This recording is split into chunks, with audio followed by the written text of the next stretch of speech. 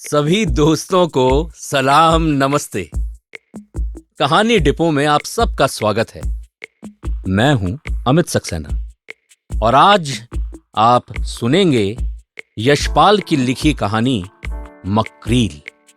तो लीजिए शुरू करते हैं कहानी मक्रील। गर्मी का मौसम था। मक्रील की सुहावनी पहाड़ी, आबो हवा में छुट्टी के दिन बिताने के लिए आई संपूर्ण भद्र जनता खींचकर मोटरों के अड्डे पर, जहां पंजाब से आने वाली सड़क की गाड़ियां ठहरती हैं, एकत्र हो रही थी। सूर्य पश्चिम और देवदारों से छाई पहाड़ी की चोटी के पीछे सरक गया था। सूर्य का विशिष्ट प्रकाश चोटी पर उगे देवदारों से ढकी आग की दीवार के समान जान पड़ता था। ऊपर आकाश में मोर पूंछ के आकार में दूर दूर तक सिंदूर फैल रहा था। उस गहरे अर्गवनी रंग के पर्दे पर ऊंची काली चोटियां निश्चल, शांत और गंभीर खड़ी थीं। संध्या के झीने अंधेरे में पहाड़ियों के पार्श्व के वनों से पक्षियों का कलरव तुमुल परिमाण में उठ रहा था। वायु में चीड़ की तीखी गंध भर रही थी। सभी ओर उत्साह, उमंग और चहल पहल थी। भद्र महिलाओं और पुरुषों के समूह राष्ट्र के मुकुट को उज्जवल करने वाले कवि के सम्मान के लिए उतावले हो रहे थे। यूरोप और अमेरिका ने जिसकी प्रतिभा का लोहा मान लिया, जो देश के इतने अभिमान की संपत्ति हो, वही कवि मक्रील में कुछ दिन स्वास्थ्य सुधारने के लिए आ रहा है। मक्रील में जमी राष्ट्र अभिमानी जनता पलकों के पावड़े डाल उसकी अगवानी के लिए आतुर हो रही थी। पहाड़ियों की छाती पर खिंची धूसर लकीर सी सड़क पर दूर धूल का एक बादल सा दिखाई दिया। जनता की उत्सुक नजरें और उंगलियां उस ओर उठ गईं। क्षण भर में धूल के बादल को फाड़ती हुई काले रंग की एक गतिमान वस्तु दिखाई दी। वो एक मोटर थी। आनंद के हिलोर से जनता का समूह लहरा उठा। देखते ही देखते मोटर आ पहुंची। जनता की उन्मत्तता के कारण मोटर को 10 कदम पीछे ही रुक जाना पड़ा। देश के सिरताज की जय! सरस्वती के वरद पुत्र की जय! राष्ट्र के मुकुटमणि की जय! इन नारों से पहाड़ियां गूंज उठी। मोटर फूलों से भर गई।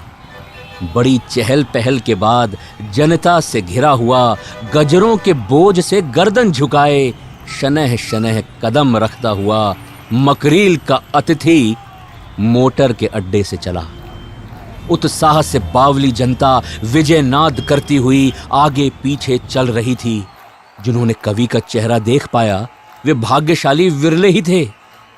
धवलगिरी होटल में दूसरी मंजिल पर कवि को टिकाने की व्यवस्था की गई थी। वहां उसे पहुंचा बहुत देर तक उसके आराम में व्याघात कर जनता अपने स्थान को लौट गई। क्वार की त्रयोदशी का चंद्रमा पार्वती प्रदेश के निर्मल आकाश में ऊंचा उठ अपनी शीतल आभा से आकाश और पृथ्वी को स्तंभित किए था। उस दूध की बौछार में धवलगिरी की हिम धवल 2 मंजिली इमारत चांदी की दीवार सी चमक रही थी। होटल के आंगन की फुलवारी में खूब चांदनी थी, परंतु उत्तर पूर्व के भाग में इमारत के बाजू की छाया पड़ने से अंधेरा था।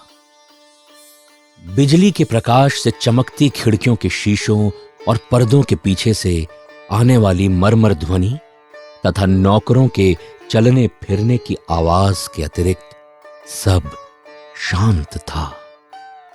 उस समय इस अंधेरे बाजू के नीचे के कमरे में रहने वाली एक युवती फुलवारी के अंधकारमय भाग में एक सरो के पेड़ के समीप खड़ी दूसरी मंजिल में पुष्प तोरणों से सजी उन उज्जवल खिड़कियों की ओर दृष्टि लगाए थी जिनमें सम्मानित कवि को ठहराया गया था।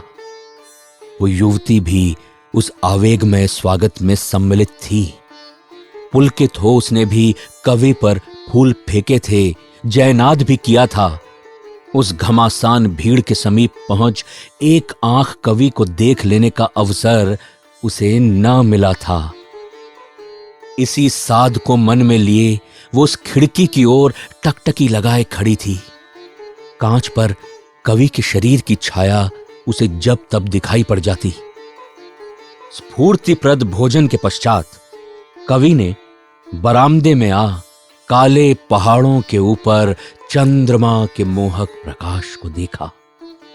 सामने संकरी धुंधली घाटी में बिजली की लपक की तरह फैली हुई मकरील की धारा की ओर नजर गई।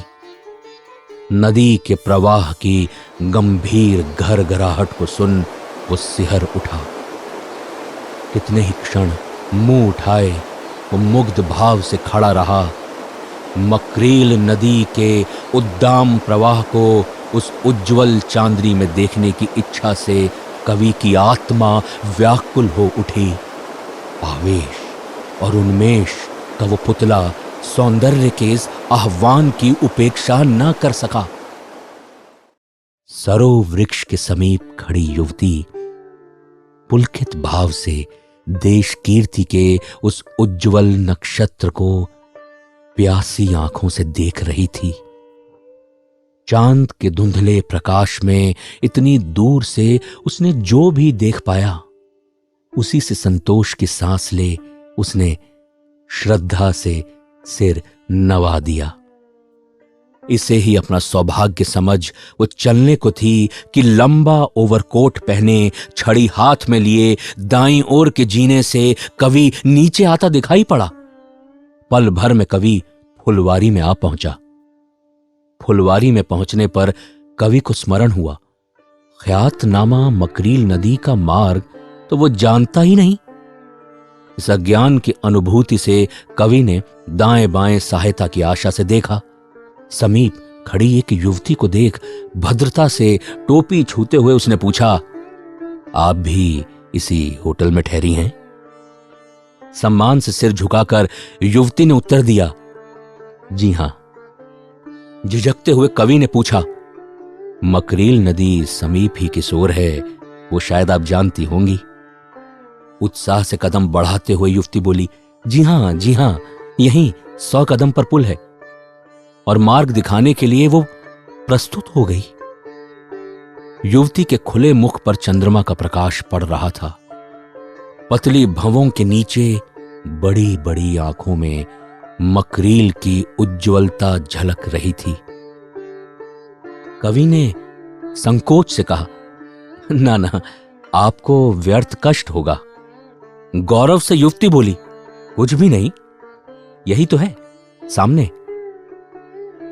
उजली चांदनी रात में संगमरमर की सुघड़ सुंदर सजीव मूर्ति सी युवती साहसमयी विश्वासमयी मार्ग दिखाने चली सुंदरता के याचक कवि को। कवि की कविता वीणा के सूक्ष्म तार स्पंदित हो उठे। सुंदरता स्वयं अपना परिचय देने चली। सृष्टि सौंदर्य के सरोवर की लहर से मिलाने ले जा रही है। कवि ने सोचा। 100 कदम पर मकरील का पुल था। 2 पहाड़ियों के तंग दर्रे में से उद्दाम वेग और घनघोर शब्द से बहते हुए जल के ऊपर तारों के रस्सों में झूलता हल्का सा पुल लटक रहा था। वे दोनों पुल के ऊपर जा खड़े हुए। नीचे तीव्र वेग से लाखों करोड़ों पिघले हुए चांद बहते चले जा रहे थे। पार्श्व की चट्टानों से टकराकर वे फेनिल हो उठते। हेन राशि से दृष्टि न हटा कवि ने कहा, सौंदर्य उन्मत्त हो उठा है। युवती को जान पड़ा मानो प्रकृति मुखरित हो उठी है। कुछ क्षण पश्चात कवि बोला, आवेग में ही सौंदर्य का चरम विकास है। आवेग निकल जाने पर केवल कीचड़ रह जाता है। युवती तन्मयता से शब्दों को पी रही थी। कवि ने कहा, अपने जन्म स्थान पर मकरील न इतनी वेगवती होगी, न इतनी उद्दाम। शिशु की लटपट चाल से वो चलती होगी। समुद्र में पहुंच वो प्रौढ़ता की शिथिल गंभीरता धारण कर लेगी। अरे मकरील, तेरा समय यही है। फूल न खिल जाने से पहले इतना सुंदर होता है, और न तब जब उसकी पंखुड़ियां लटक जाएं। उसका असली समय वही है जब वो स्फुटोन्मुख हो। मधुमाखी उसी समय उस पर निछावर होने के लिए मतवाली हो उठती है। एक दीर्घ निश्वास छोड़ आंखें झुका कवि चुप हो गया।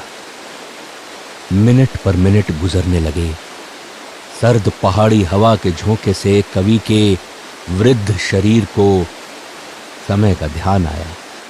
उसने देखा मकरील की फेनिल श्वेतता युवती की सुघड़ता पर विराज रही है। एक क्षण के लिए कवि घोर शब्दमयी प्रवाहमयी युवती को भूल मूक युवती का सौंदर्य निहारने लगा। हवा के दूसरे झोंके से सिहर कर वो बोला,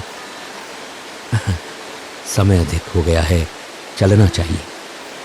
लौटते समय मार्ग में कवि ने कहा, आज त्रयोदशी के दिन ये शोभा है, कल और भी अधिक प्रकाश होगा।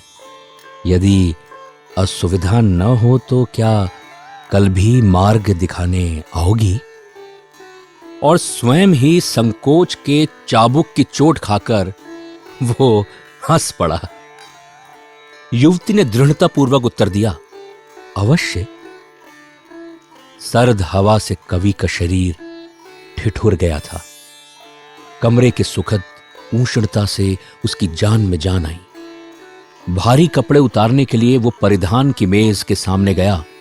सिर से टोपी उतार उसने ज्यों ही नौकर के हाथ में दी, बिजली की तेज रोशनी से सामने आईने में दिखाई पड़ा, मानो उसके सिर के बालों पर राज ने चूने से भरी कूची का एक पोत दे दिया हो और धूप के सुखाए फल के समान झुर्रियों से भरा चेहरा।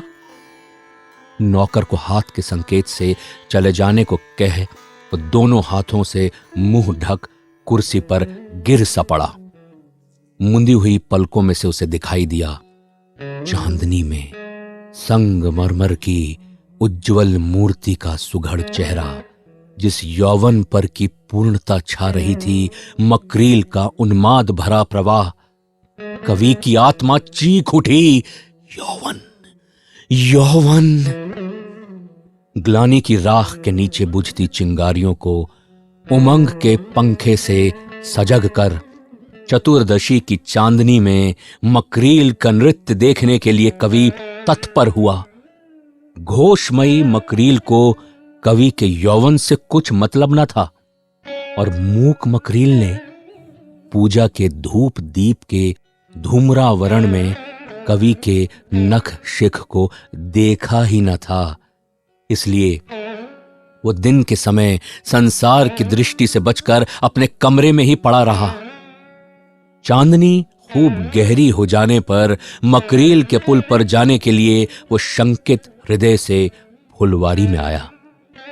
युवती प्रतीक्षा में खड़ी थी। कवि ने धड़कते हुए हृदय से उसकी ओर देखा। आज शाल के बदले वो शुतरी रंग का ओवरकोट पहने थी, परंतु उस गौर सुघड़ नख शिख को पहचानने में भूल हो सकती थी। कवि ने गदगद स्वर से कहा, ओहो, आपने अपनी बात रख ली, परंतु इस सर्दी में कुछ समय शायद उसके न रखने ही अधिक बुद्धिमानी होती। व्यर्थ कष्ट क्यों कीजिएगा, आप विश्राम कीजिए। युवती ने सिर झुका उत्तर दिया, मेरा अहोभाग्य है, आपका सत्संग पा रही हूं। कंटकित स्वर से कवि बोला, सो कुछ नहीं। पुल के समीप पहुंच कवि ने कहा, आपकी कृपा है, आप मेरा साथ दे रही हैं।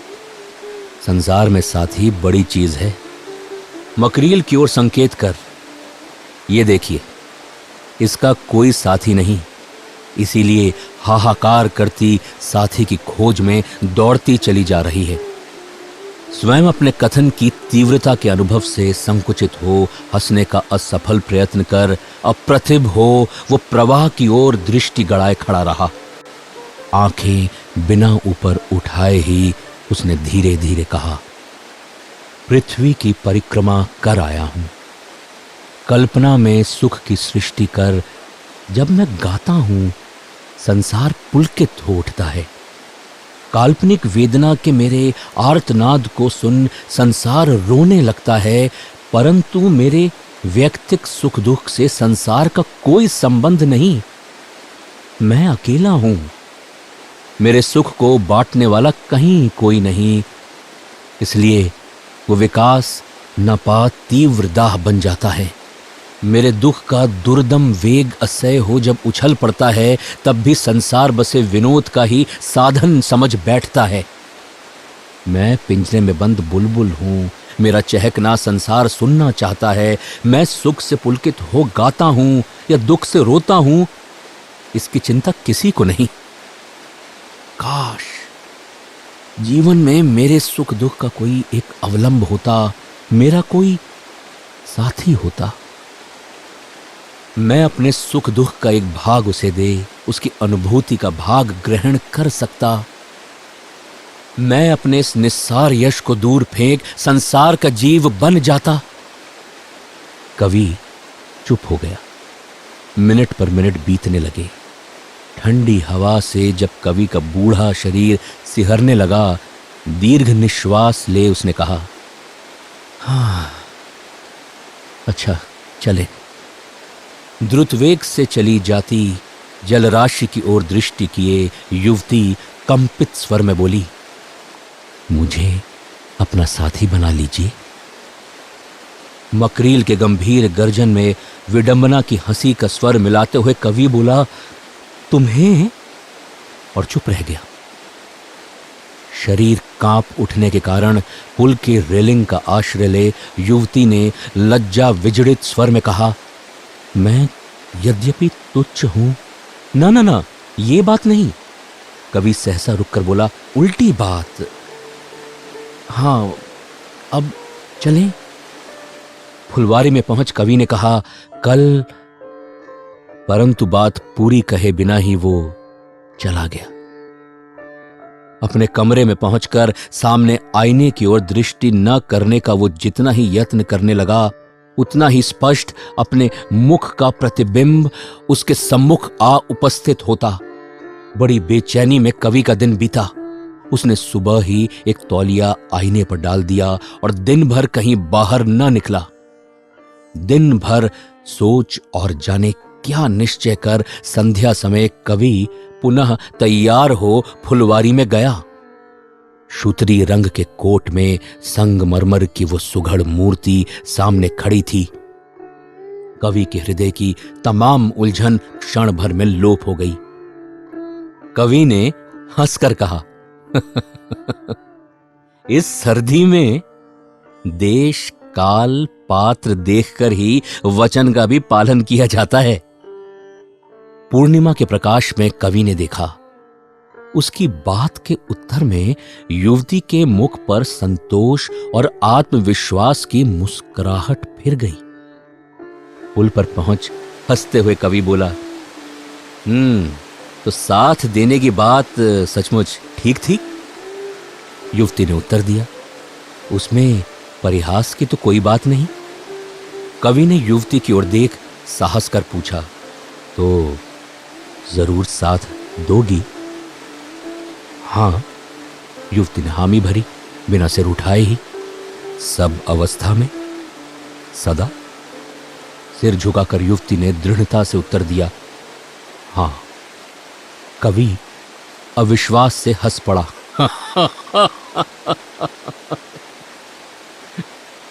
तो आओ, उसने कहा, यहीं साथ दो मकरील के गर्भ में। हां, यही सही। युवती ने निर्भीक भाव से नेत्र उठाकर कहा। हंसी रोककर कवि ने कहा, अच्छा तो तैयार हो जाओ, 1 2 3। हंसकर कवि अपना हाथ युवती के कंधे पर रखना चाहता था।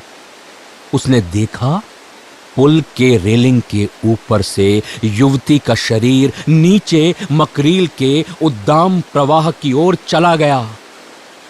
भय से उसकी आंखों के सामने अंधेरा छा गया। हाथ फैलाकर उसे पकड़ने के विफल प्रयत्न में बड़ी कठिनता से वो अपने आप को संभाल सका। मकरील की घोर गर्जन में एक दफे सुनाई दिया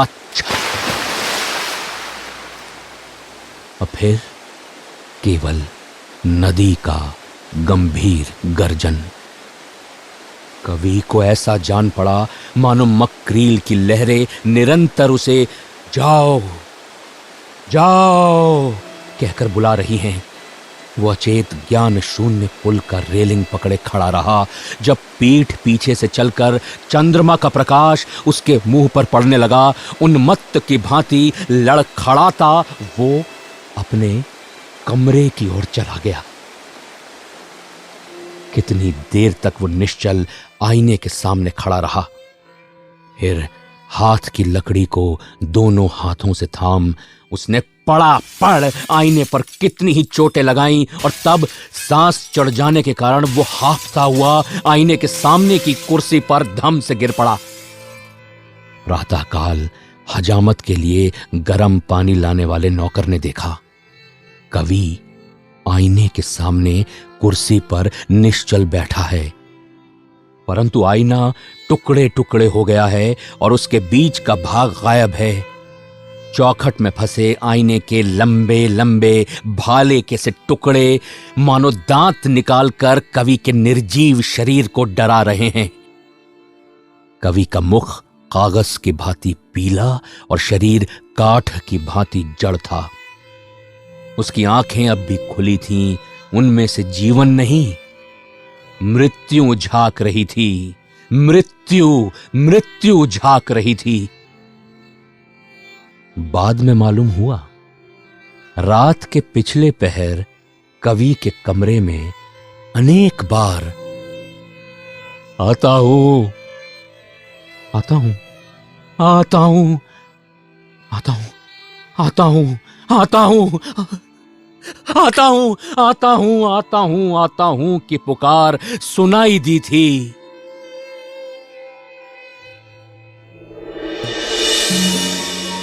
तो ये थी कहानी मकरील। कहानी आपको कैसी लगी? अपनी प्रतिक्रिया से हमें अवगत जरूर कराइएगा।